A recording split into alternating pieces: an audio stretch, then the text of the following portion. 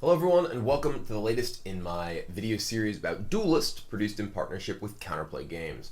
Today we're going to be going a little deeper into one particular deck in Duelyst. So this is the Lyonar Heal Deck, as it is aptly named, that I played in the Contest of Grandmasters in my first match against Trump. This is the style of deck I've actually played by far the most in Duelyst. I have two Lyonar 100 win ribbons, and only one ribbon in any other faction, which is Magmar. So played a lot of Lyonar, to say the least. So anyway, this deck is built around zir'an Sunforge as the general. This style of deck got a lot more powerful with the introduction of Bloodborne spells, because the Bloodborne spell for zir'an Sunforge is so good at doing everything that the sort of healing Lyonar style of deck wants to do. Being able to heal a friendly minion not only allows you to play a long attrition-based game, which is sort of the core gameplay and strategy of the healing Lyonar deck, but also helps enable all of your cards that care about healing effects without necessarily having to use individual cards to do so. Those cards are Light Chaser, which we see here, which is a 3-2 for 2 that gets +1/+1 whenever any minion or general is healed, as well as sort of one of the real cornerstones of the deck, which is Sunriser, which we see right here.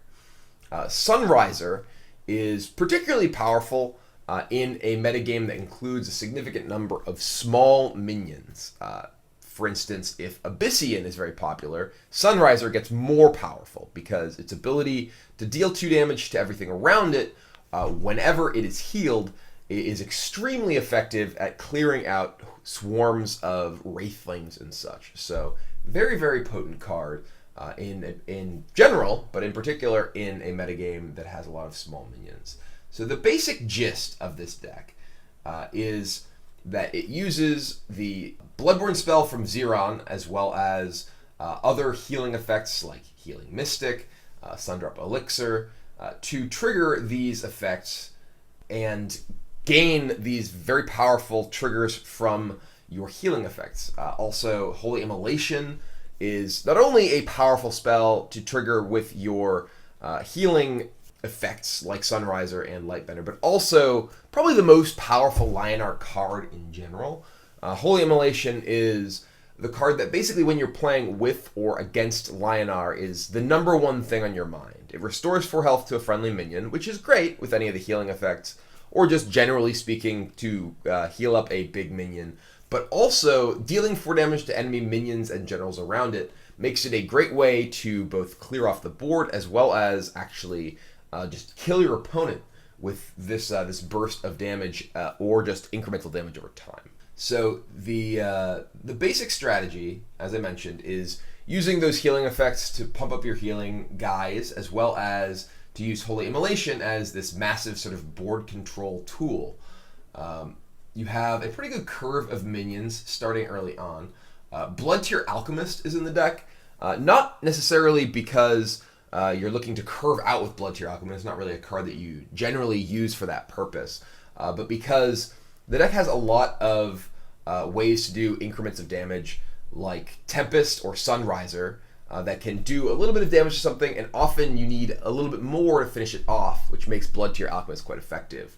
Alchemist is also excellent at helping you remove opposing artifacts, because sometimes your opponent may have some sort of artifact equipped that you can't quite get rid of efficiently by attacking, and Blood Tier Alchemist allows you to punch through here.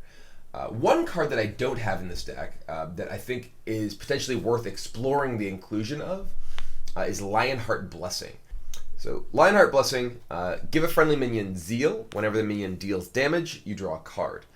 This can be effective not only with small minions that can get in combat, bigger minions that may get into combat multiple times, but it's very effective with Sunriser. Lionheart Blessing doesn't care that the damage being dealt is combat damage. It doesn't care what the creature's actually attacking.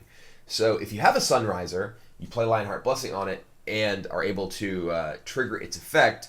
If it deals damage to 4 minions around it, you'll draw 4 cards.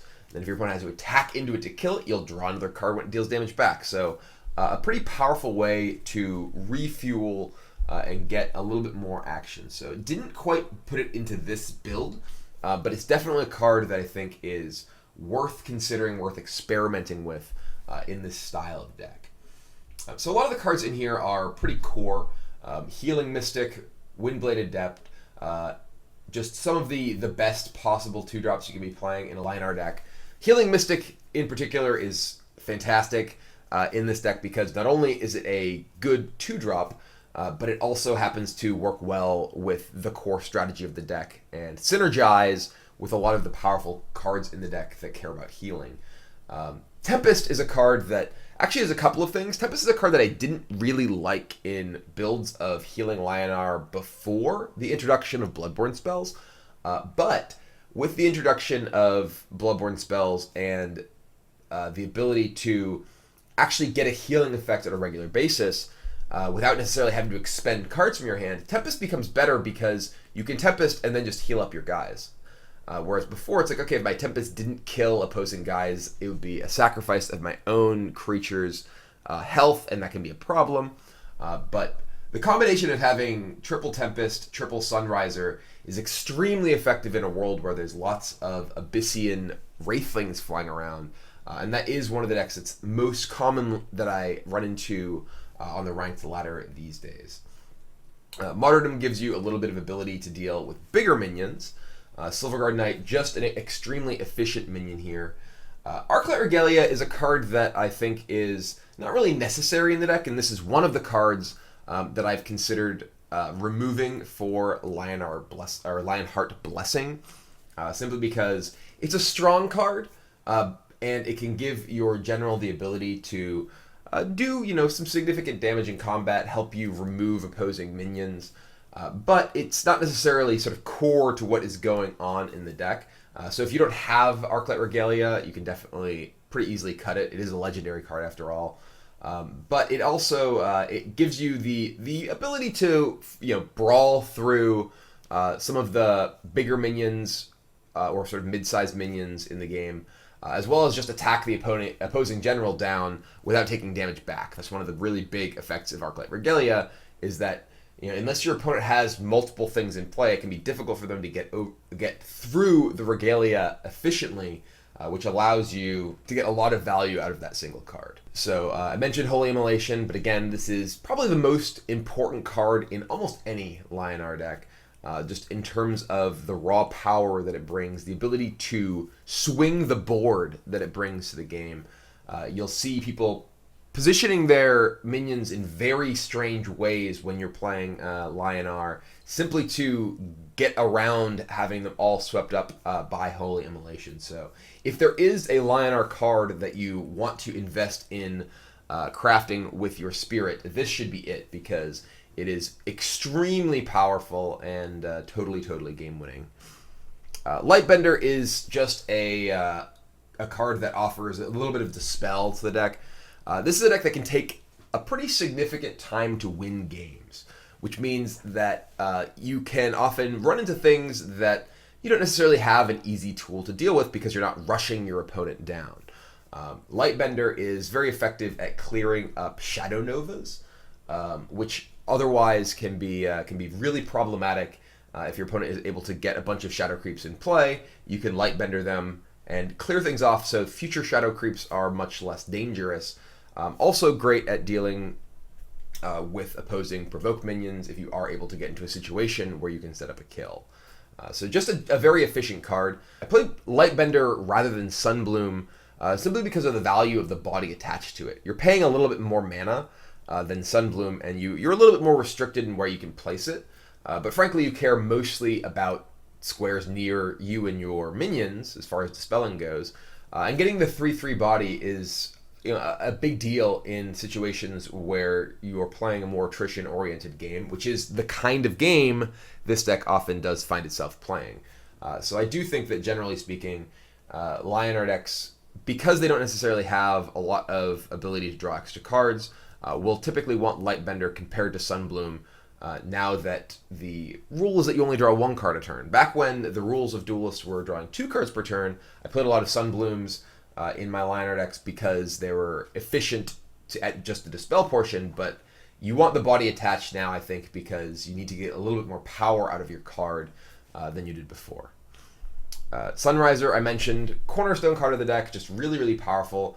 One thing to note is that because Sunriser is a very core card of your deck, you usually don't want to just sort of throw it into opposing boards and just let it die, because it's very key to your strategy in a lot of situations. It's going to be more and less important against certain opponents based on how much of the board they're going to be filling up with small minions. So in that sense, you need to really kind of judge based on the matchup exactly how much you should hold on to your Sunrisers and protect them. Against Abyssian, generally speaking, particularly against Lilith, because she has the Wraithling generation ability, Sunriser is extremely powerful. But obviously against decks that are playing more individual large minions that don't build up a big board, it's going to be less effective. But one of the most powerful things you can do with Sunriser is get multiple triggers on it every turn with various effects that heal repeatedly, like Suntide Maiden. This is one of just the most solid Lyonar cards sort of in general. Just being able to heal itself up with a full 6 health every turn is very powerful in a lot of just general circumstances. It can kill an opposing minion. Most early game minions tend to be 2/3s. So Suntide Maiden can kill a 2/3 or a 3/3 or for that matter, or a 4/3, and then just heal back to full, which gives you a lot of value as time goes on. So generally speaking, you want to play your games such that you are positioning your Suntide Maidens to be protected by its Zeal abilities. So your general will be near it and it will be healing up. And often you'll want to sort of maneuver the game in such a way that your opponent can't easily kill it in a single turn as well without sacrificing a pretty significant amount. So very powerful card. Also, obviously, with the fact that it heals itself, works very well with Sunriser and Light Chaser. Then going down the rest of the list, Ironcliff Guardian. Again, just a sort of a very, very powerful core card for a lot of Lyonar decks. We're not playing Divine Bond, so we don't really have the burst potential with Ironcliff Guardian that some Lyonar decks do. But this is just a big minion that can protect you in a lot of circumstances, as well as serve to keep your opponents from being able to protect some of your key minions. Ironcliff Guardian, preventing your opponents from attacking into Sunriser, for instance, can be extremely powerful. And often you'll end up winning games just through the Guardian, not necessarily itself killing your opponent, but by protecting your other minions that will do so. Then we just sort of have our big finishers. These are kind of interchangeable. I think Elex Stormblade is the best of them, simply because, like Ironcliff Guardian, it does have Provoke. It can protect your other minions as well as your general. And the additional mobility can be pretty valuable if you're trying to chase your opponent down or just trying to position, say, a Sunriser or something like that on the board. So this is a very, very strong card. Not necessarily key to the deck. It's just a big finisher in games that go long. Like I said, it's kind of interchangeable. You could play the Archon Spellbinder instead, and I think you'd be okay. You could play Pandora's instead or in addition to, kind of mix and match your big finishers. If you don't have the big legendaries, you don't actually even really need them. The deck can win without them. Just kind of topping off at Suncliff Guardian. You could also potentially play Second Sun as sort of a big end game card. It's a bit weaker, of course, than Elex Stormblade or Pandora, but it is a card that can just kind of help end the game in a big attack with Zeal if you don't have access to any of the big legendaries. Another legendary card you could consider including is Decimate. It's actually a card that's been showing up more and more in recent history. It's obviously excellent against blast and ranged minions, because those are often not near their controller's general, because they're trying to maneuver them around the board. You do have a lot of tools for dealing with things like that. With Tempest, with Martyrdom, you have the ability to clear off small things, like from Jack's True Sight with Tempest, big blast minions with Martyrdom. So it's one of the reasons that I don't currently include Decimate. But as the metagame shifts, it's possible that it becomes a more valuable inclusion. So that's sort of the overview of the deck. Let's jump in and just play a game so we can see it in action. See how it plays here. All right, we're playing against Songhai, and this is actually the version of Songhai that makes Heartseekers. It's important to note that Riva Eventide is the Songhai general that's Bloodborne spell focused on range, so definitely something we need to keep in mind in the mulligan phase. This is actually a very good opening hand. We have access to Blood Tier Alchemist, Martyrdom, Sunriser, Healing Mystic. I'm going to go ahead and mulligan the Ironcliff Guardian. We'll replace the Ironcliff Guardian just because it's a relatively expensive card we don't necessarily want early on. All of the rest of these, I think, are things that I could easily imagine wanting to play in the early turns of the game. Well, Ironcliff Guardian's right back at us.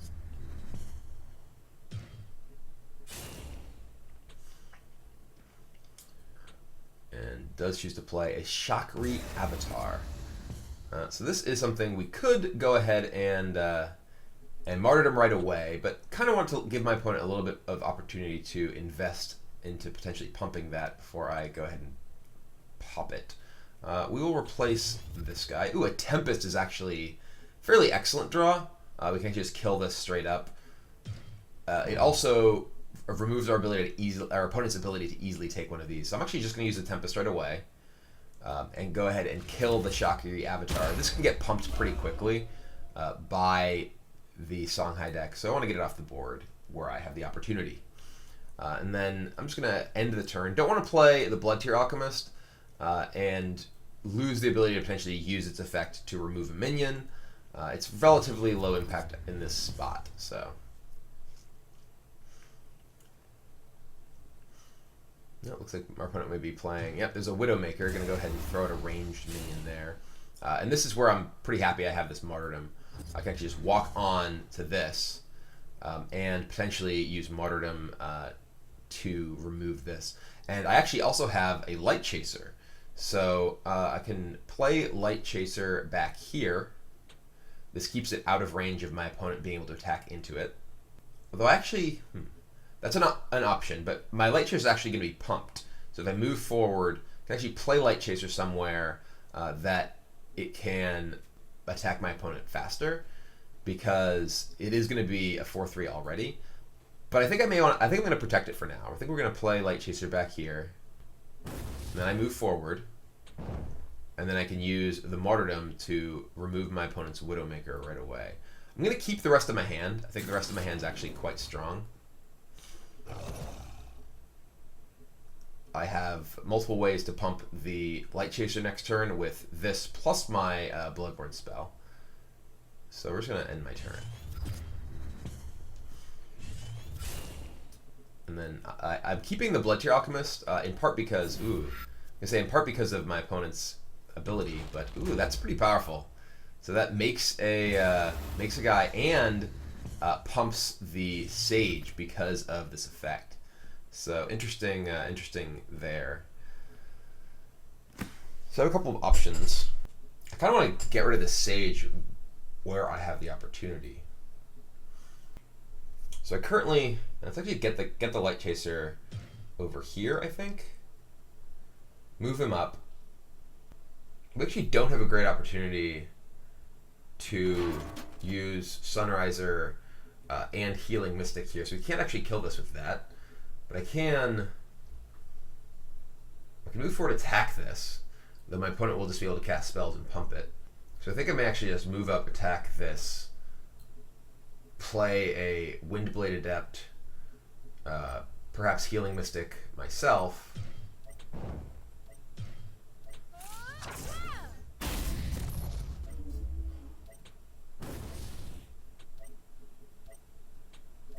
And then play this to remove his Heartseeker.